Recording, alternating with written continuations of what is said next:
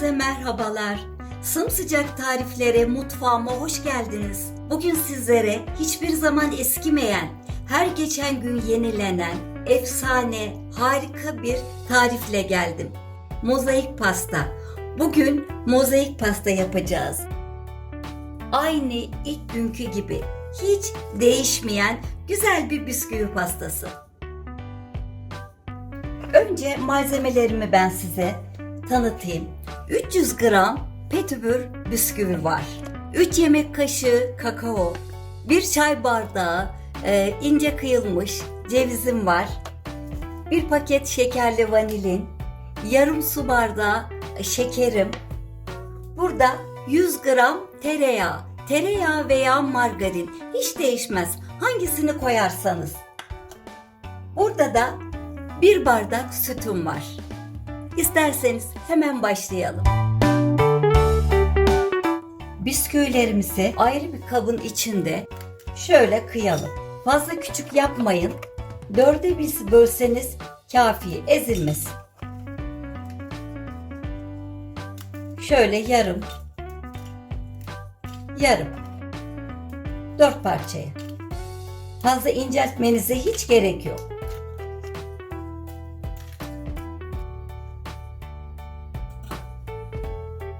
Şimdi ayrı bir kapta malzemelerimizi karıştıralım. Şurada 100 gram tereyağı veya margarin koyabilirsiniz. Fark etmiyor. Yarım bardak şekerim var. 3 yemek kaşığı kakao. Ben bir tane de şekerli vanilin koyuyorum. 1 bardak süt. Şimdi bunların hepsini yavaş yavaş karıştırıyoruz.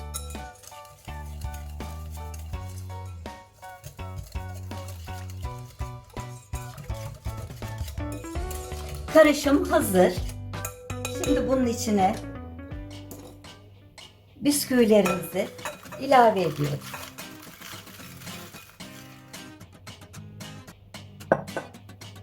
Bir spatulayla yavaş yavaş karıştırıyoruz. Çok lezzetli oluyor. Yılların tatlısı diyebileceğim size. En güzel bisküvi tatlısı. Yapıp buzdolabınıza koyun. Bir misafiriniz geldiğinde hemen çıkartıp dilimleyin. Çayın, kahvenin yanına çok güzel oluyor. İçine istediğiniz kuru yemişleri de koyabilirsiniz. O da ayrı bir tat verir. Ben içine şimdi 1 çay bardağı kıydığım cevizlerimi de ilave ediyorum.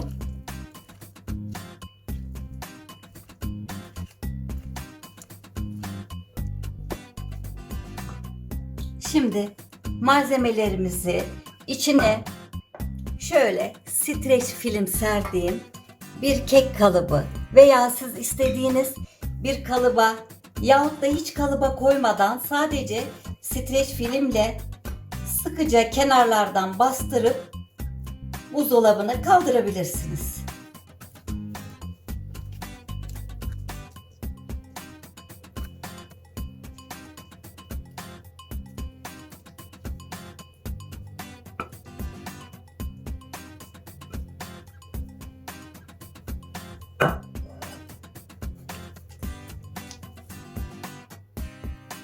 Şöyle spatulayla iyice bastırıyoruz.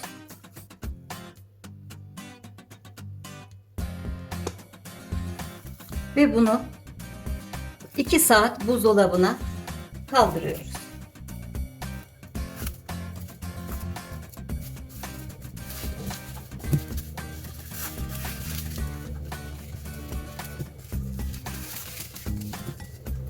Çok güzel oldu.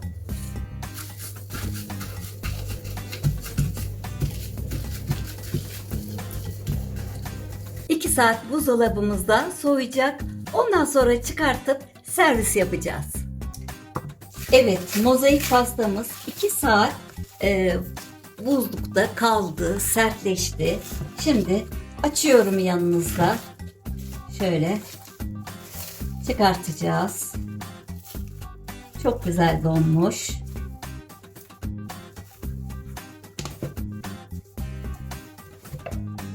Çok güzel olmuş. Aynı bizim çocukluğumuzda yediğimiz.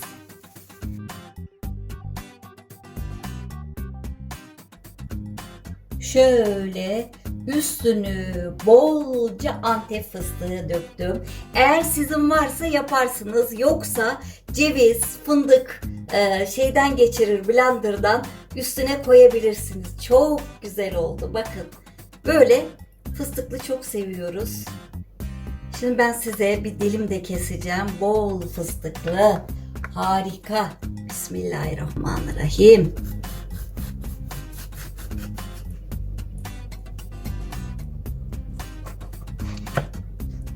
Çok güzel. Siz istediğiniz dilimi, istediğiniz incelikte kesebilirsiniz. Nasıl istiyorsanız. Çok güzel oldu. Bakın.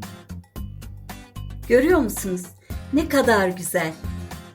Bize bu incelik yetiyor. Sizler de bizim çocukluğumuzda da bu incelikte keserdi annelerimiz. O kadar güzel oldu. Evet.